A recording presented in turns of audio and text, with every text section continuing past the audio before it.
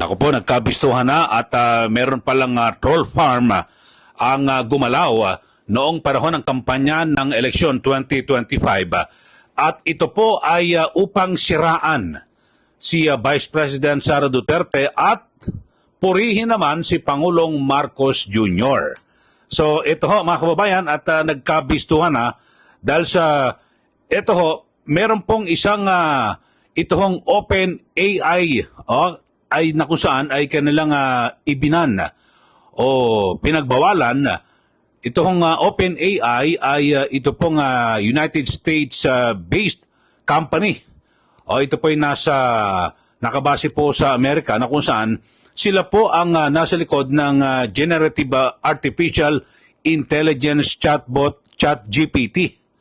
Yun ho mga kababayan, dahil sa meron po silang natuklasan na may mga account na kung saan ay nakabase po dito po sa Pilipinas at grabe po yung paggamit ng napakarami ho ng mga social media comments na kung saan ay pumapabor kay Pangulong Bongbong Marcos Jr. at bumabatikos naman o naninira kay Vice Presidente Sara Duterte. So ito na ho, nagkabistuhan na dahil sa nagreklamo ito hong kumpanyang ito. At ito ho, pinangalanan po ng Bilyonaryo News Channel na ito pong nag-iisang anak na lalaki ng ultra-billionaire na si Yossi Tanco. Ang sinasabing di umano'y nasa likod ng pro-Marcos at anti-Sara troll campaign. Yun ho, ang masaklap po ito, kapapanalo daw lang po na pala ito, no? Ng Gold Stevie for Creative Person of the Year. Ito mga kababayan ang kwento. At ito hong si Joseph Agustin Jagger Tanco, yung nag-iisang anak na lalaki ng ultra-bilyonaryo na si Eusebio Yossi Tanco Jr. ay ngayon nalalagay po sa sa balag ng alanganin dahil sa hinggil sa umano'y kanyang naging papel sa controversial na political influence operation sa nakarang kampanya po ng eleksyon. At ito hong si Jagger ay founder at president ng Com and Sense Incorporated na nakabase po dyan po sa Makati City. Isa pong PR firm na kung saan sila po ay talagang pinagbawalan ng Open AI para sa paggamit po ng ChatGPT para lumikha po ng mga fake TikTok and Facebook accounts. So maliwanag ho ito mga kababayan na ito hong troll farm na ito ay ginamit para daw i-promote ito pong si Pangulong Bongbong Marcos Jr. at atakehin naman o siraan, wasakin ito pong si VP Sara at isa ho dyan sa siguro na nabalitaan nyo ito at kung kayo po nasa social media, yung yung pagiging Princess Fiona. So talagang winasak daw po, winakwak yung karakter ni VP Sara Duterte. Alam nyo ho mga kababayan, kahit na ginawa, nagkaroon po ng sinasabing troll farm at na kung saan nagsagawa po sila ng operasyon laban po kay VP Sara Duterte, kahit papaano panalo pa rin yung mga kandidato ng mga Duterte. Grabe ho, ang lakas po ng mga Duterte, no? Sa kabila ng ginawang sinasabing di umano'y operasyon, special ops dito po at meron ho mga TikTok, mga fake na TikTok accounts, mga kababayan, at mga Facebook accounts at para palakasin at pabanguhin at pagandahin ng imahe ni Pangulong Marcos Jr. at sa kabilang banda ay siraan at wasakin ito hong imahe ni VP Sara Duterte. So yan po, nagkabistuhan na ho ngayon at siguro maganda panoorin po ninyo. Ito hong report din ng Bilyonaryo News Channel na kung saan ay kanilang pinangalanan nga ito hong negosyante na nasa likod di umano ng paninira laban po kay VP Sara Duterte. Ito, panoorin po ninyo Nabuking ang umano'y malisyosong paggamit ng ChatGPT ng PR firm ng anak ni ultra-bilyonaryo Yossi Tangco. Ang goal, siraan daw si VP Sara noong eleksyon. Yan ang agenda report ng ating Mojo, John Manalo. Na ng OpenAI ang Philippine ChatGPT accounts na napapabalitang ginagamit ang platform para mag-generate ng social media comments na pumupuri kay President Bongbong Marcos at tumutuligsa naman kay Vice President Sara Duterte. Sa report ng OpenAI na may pamagat na Disrupting Malicious Uses of AI, sinabi nito na may ChatGPT accounts na ginagamit ang kanilang AI platform para gumawa ng English at Taglish comments in bulk volumes. Ang mga nasabing comment, posted daw on TikTok and Facebook at nakapokus umano sa mga politikal at current events sa bansa, partikular na sa hidwaan ng Duterte at Marcos Caps. Revelasyon din ng OpenAI, konektado ang aktibidad na ito sa Common Sense, na isang commercial marketing company sa bansa na nakabase sa Makati City. Ang founder at tumatayong CEO at president ng kumpanya, ang bilyonaryo na si Joseph Agustin Tangco o mas kilala bilang Jager Tangco. Kilala rin si Tangco bilang pinakabatang board member ng Philippines First Insurance Company Incorporated. Naupo siya noong 2016. Siya rin ang president at CEO ng Maestro Holdings, Philippine Life Financial Assurance Corporation at PhilCare. Kasalukuyan din siyang kasapi ng Board of Directors ng STI Education System Holdings bilang Vice President for Investor Relations. Ulat ng OpenAI, ginamit umano ng theater actor o ang mga nasa likod ng comments ang ChatGPT para i-analyze ang social media post tungkol sa political events sa bansa, lalo na tungkol kay PBBM.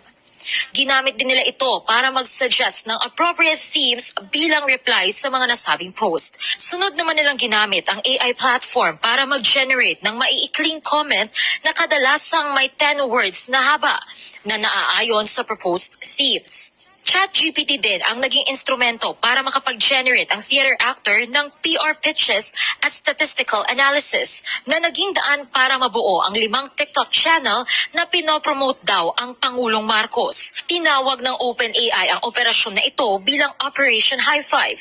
Nagsimula raw mag-post ang 5 TikTok account na ito nitong mid-February. Sa Facebook naman, ang mga comment na mula sa nasabing operasyon ay madalas nakikita sa mga post at report ng iba't ibang news outlet. Posted din daw ito sa mga kagagawa lamang na Facebook account at madalas ay wala pang online friends. Ilan sa mga komento, patama o parinig kay VP Sara. Dahil dito, mas umiigting pa raw ang tensyon sa pagitan ng dalawang kampo. Wala pang komento o reaksyon ang Common Sense tungkol sa report ng OpenAI na unang nilabas noong June 5. Para sa agenda, Joan Manalo. Okay, maliwanag ho mga kababayan. Ako, nagkabukingan ho na nagkaroon pala ng demolition job o paninira laban po kay VP Sara Duterte at nagsimula raw po yan noong Pebrero bago magsimula yung panahon ng kampanya. Kaya pala marami ho, 'di ba, sa social media may mga lumulutang na mga, 'di ba, parang kala mo galit ho kay VP Sara. Yung pala may special ops kay VP Sara Duterte, mga kababayan. At alam niyo ho, sa kabila ng ginawa hong demolition o paninira laban po kay VP Sara, marami pa rin ho sa mga kandidato, no, na sabihin natin, nasa kampo po ng mga Duterte, nanalo. Abay, baka ho kung hindi ho ito ginawa, itong sinasabing di o mano ay paninira laban kay VP Sara at pagpuri naman kay Pangulong Marcos Jr., baka lahat po ng kandidato ng mga Duterte ay nanalo noong nakaraang 2025 elections. So grabe ho ito mga kababayan at pinangalanan nga ho ng Billionaire News Channel yung sinasabi na may-ari, no, ng Com and Sense. Ito hong si Jager o Jager ang may-ari at ito hong Common Sense na nakabase diyan po sa Makati City. So maliwanag po yan, no, at talagang meron silang mga komentaryo. Lahat to, pati sa mga ang ginawa ho nila ay pati sa mga lehitimong mga media outlet nagpapasok ko sila, no? Halimbawa, may mga issue na tinatalakay, so may mga papasok ko na ganon. O yan, may mga sample ho rito, ano? Na BBM and Sandro for the win. Ano to? Nakalagay, oh. Tapos Marcos, values, loyalty, and respect. Sara, masyado kang nag-init. Oh. So ito ho, may mga komentaryo po ito, ha. Ito ho, bibigay ko lang ho yung mga sample, oh. Pag Marcos mapagmahal sa pamilya. Aba, grabe ho ito. Talagang pagpuri, oh. Ayan ho, yung mga papuri ho kay Pangulong Marcos. So ayan, basahin nyo, ha. Yan po yung sinasabing di umano na operasyon ng troll farm para purihin si Pangulong Marcos Jr. at siraan naman si BP Sara. O yan ho, nilabas ho ito, no? At ito rin ho, meron ho. Ito, Princess Fiona, ang dami mong excuses. Sara, bakit di ka nagreklamo noon? O, ayan, yung mga sample lang ho, na mga messages na kung saan yung ginawa nilang paninira laban po kay BP Sara at yung pagpuri naman, pagpapagwapo kay Pangulong Marcos Jr. So, yun ho, maliwanag na ginamitan ho ng demolition o special ops. Ito pong si BP Sara Duterte. Kaya nabisto naman ho ito, mga kababayan, dahil sa mismong yung OpenAI na sila ho nakatunog ho eh. Ito po'y ito'y kumpanya na nakabase po diyan po sa Estados Unidos na sila po ay nasa likod ng yung chatbot, yung ChatGPT. So marami raw po sila mga ibinan na mga accounts galing po sa Pilipinas at yun nga tinukoy ho ngayon ng Billionaire News Channel na ito pala yung nasa likod ng paninira laban po kay BP Sara Duterte. Mantakin nyo mga kababayan, no? Sa naging resulta po noong 2025 elections ay di ba marami po ang lumusot sa kandidatong mga pagkasenador na kinampihan po o inendorso ni BP Sara Duterte at ni dating Pangulong Rodrigo Duterte. Tapos partida pa ho yan. Marami po pala, may mga ginawa pa palang paninira yung troll farm, di umano, no? Para ang ginawa, purihin si Pangulong Marcos Jr. at siraan si BP Sara. Yung kanilang pagpuri kay Pangulong Marcos, mukhang hindi umepekto. Kasi hindi po natinag yung mga botante at sa halip ay tuloy-tuloy na talagang ibinoto yung mga kandidato po na inendorso ni BP Sara Duterte. So yun po, maliwanag, talagang grabe yung politika dito po sa atin, mga kababayan, no? At talagang nagkabistuhan mismong sinabi BP Sara, siguradong hindi nila alam ito na gano'n na baka akala ho nila na talagang marami rin nung galit, no, sa kanila. At na kung saan ay siyempre may mga lumalabas din ng mga survey na kung ano-ano na pinupuri ito pong si Pangulong Marcos Jr. na most trusted daw pinagkakatiwalaan ng mas maraming mga Pilipino at kontento raw sa kanyang performance. Yung pala, meron palang troll farm na inilunsad noong bago magkampanya hanggang sa panahon ng kampanya at para siraan si BP Sara. So siguro maganda magpaliwanag ho rito yung nasa sangkot na Com and Sense Incorporated na nakabase dyan po sa Makati City. At ito, nabanggit ho ng Billionaire News Channel, yung si Jaeger, si Joseph Agustin Jaeger Tanco. Ito po yung nag-iisang anak na lalaki ng ultra-bilyonaryo Eusebio Yossi Tanco Jr. Ayon. So, mayamang negosyante ho ito, mga kababayan, at pabor o pinapopogi ito pong si Pangulong Marcos Jr. Siguro, tingnan din ho siguro ito at ano ang pakinabang o baka naman may mga malalaking kontrata po ito sa ating gobyerno. So, mas maganda ho, matingnan din ho. At siyempre, alam nyo naman ho, yung mga ganyan, hindi naman kikilos ng basta-basta na wala silang sariling pakinabang, no, para po sa kanilang kumpanya o sa kanilang sarili, no? 'Di ba? Alangan naman magpagamit sila basta-basta. So, yun ho, kaya pala ang dami mga TikTok ng kung ano, no? Na tinitira si VP Sara, yung pala mga fake account pala iyon. Tapos may mga FB accounts na pinupuri itong si Pangulong Marcos Jr. So, yan lang ho mga kababayan at nagkabukingan siguro. Papatapos na ho, busy na po yung mga senador, no? Sa impeachment ngayong 19th Congress, siguro sa 20th Congress. Maganda po ay imbestigahan po ito. Lalo na ho na magmumulat sa Duterte Black. Para wag na po maulit sa susunod na eleksyon kasi hindi patas po ang laban, di po ba? Dapat ho mangampanya ko yun ng ayos at normal na kumbinsihin ang mga botante na kayo ay iboto. Hindi yung gagawa dito na may mga troll farm na yan para siraan yung isang kandidato at purihin naman yung isang personalidad, di po ba? So maganda, imbestigahan po ito ng Senado kasi malabo naman imbestigahan po ito ng NBI. Siyempre, kung imbestigahan po ng NBI, baka masibak naman yung NBI director dahil sa kapag inimbestigahan po ito na parang ito po ay pumapabor sa Pangulo at ito po ay paninira naman sa Vice Presidente.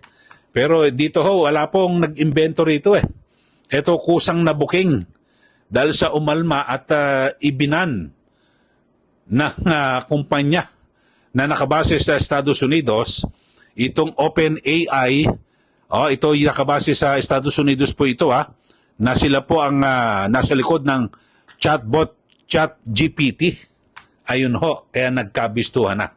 So yun ho, kayo ho, sa ating mga viewers, sa ating mga suki, ano ho masasabi niyo ho rito? Na meron palang nagsagawa ng operasyon o itong troll farm para siraan si VP Sara Duterte at purihin naman si Pangulong Marcos Jr. Kaya lang, sa kasamaang palad ay hindi ganon umepekto para mapabango ang pangalan ni PBBM dahil sa olat. So marami po sa kanyang mga kandidato ang natalo di ba, sa nakaraang 2025 senatorial elections. So yun naman pala. Okay ho, ano masasabi nyo? Sana ho, dapat mga ganito, matigil ho yung mga ganyan dahil sa dapat patas po ang laban. Kawawa naman ho yung mga kababayan natin na walang pambayad sa troll farm. Yung mga kandidato na walang pondo para sa ganyan, di po ba? Dapat ho, yung tunay na credentials, yung tunay na talagang plataforma ng isang kandidato ang gugustuhin ng mga botante, hindi dahil sa, siniraan sa social media, o kung ano, merong ganyang special ops, sana matigil na po yan. Okay, so sa mga kababayan ho natin na sumusubaybay dito po sa ating YouTube channel, baka hindi pa ako nakakapag-subscribe madalas po kayo nanonood, mag-subscribe na po kayo. At huwag nyo rin pong kalimutan yung notification bell. Pindutin nyo na po ang buton para tuwing maglalabas po tayo na ating mga komentaryo sa pamamagitan natin YouTube channel, lagi ho kayong napapasabihan. Di po ba? Okay, maraming salamat po mga kababayan. Muli, ito po si Kaeli. Magandang araw po sa ating lahat.